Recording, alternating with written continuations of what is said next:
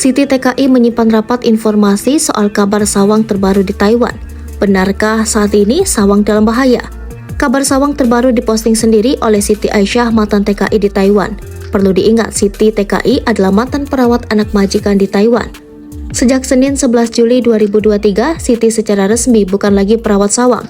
Sawang dikabarkan dirawat di sebuah panti atau yayasan di Taiwan. Tak ada yang mengetahui lokasi sawang dirawat. Sampai sekitar Rabu 16 Agustus 2023, Siti mendadak memposting foto sawang. Foto tersebut diklaim menjadi kabar sawang terbaru di Taiwan.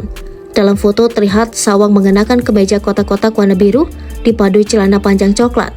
Penampilannya sama persis seperti ketika sawang dipulangkan ke Taiwan pada Rabu 6 Juli 2023. Hancur banget hatiku, tulis Siti Aisyah. Siti mengatakan foto itu didapat dari seseorang yang memergoki sawang di sebuah rumah sakit di Taiwan. Ia menduga lokasi sawang dalam foto itu adalah di rumah sakit kawasan Tamsui, Taiwan.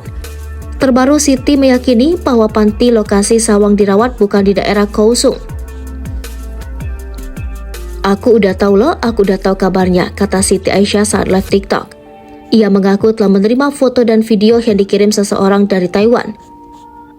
Dua orang ini hati-hati dan mengasih informasi, katanya.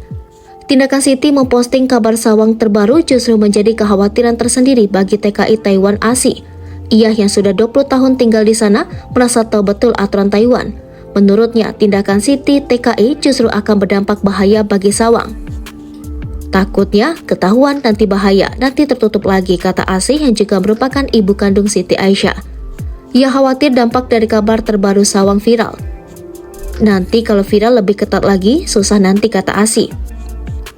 ASI mengatakan dengan adanya postingan Siti TKI bisa jadi dilihat oleh perawat sawang. Ketahuan pihak tertentu yang mengurus Siti malah nggak diperbolehkan keluar, katanya. Maka dari itu ASI menghimbau bila mengetahui kabar sawang terbaru, lebih baik tidak diposting di media sosial.